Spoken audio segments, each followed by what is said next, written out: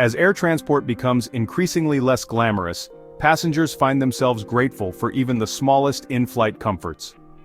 Beverage service is an amenity that flyers can still depend on, and the arrival of the drinks cart signals the opportunity to enjoy a cold soda or a cup of tomato juice.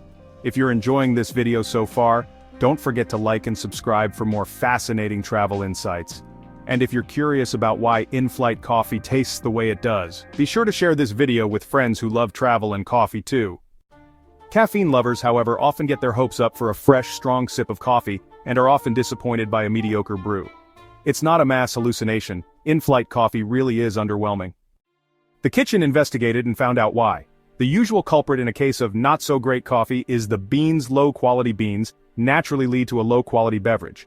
While airlines might conceivably want to cut costs by stocking up on the cheap stuff, coffee culture is such a force now that most flight providers wouldn't dare. In fact, certain airlines proudly advertise the quality of their coffee sources. The beans aren't to blame. Once the coffee beans have been ruled out, the next most obvious ingredient that could be at fault is the water. The very same water that, according to a 2012 EPA report, tested positive for coliform bacteria in 12% of samples from commercial airline water supplies.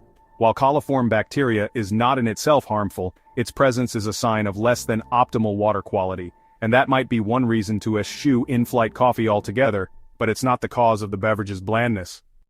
Other factors are at play: humidity, noise, altitude, and air pressure. Just as a dry airplane cabin can cause food to taste off, it can do the same to coffee, which falls victim to the same desensitization of a passenger's taste buds to sweetness and saltiness, and to the failure of about a third of them entirely.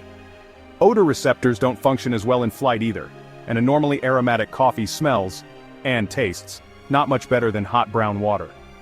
Even the noise of the engines dampens passengers' enjoyment of their coffee break, because the 85 decibel drone interrupts the brain's ability to identify and taste flavor compounds. All of this spells bad news for caffeine fiends. As long as it's over 10,000 feet in the air, that cup of coffee is going to taste pretty blah. As far as alternatives go, wine is no better, perhaps even worse.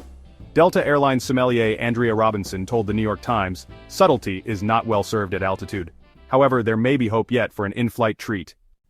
Marion Nestle, Emerita Professor of Nutrition and Food Studies at New York University, told the Times ice cream should still taste fine, no matter how far off the ground you get.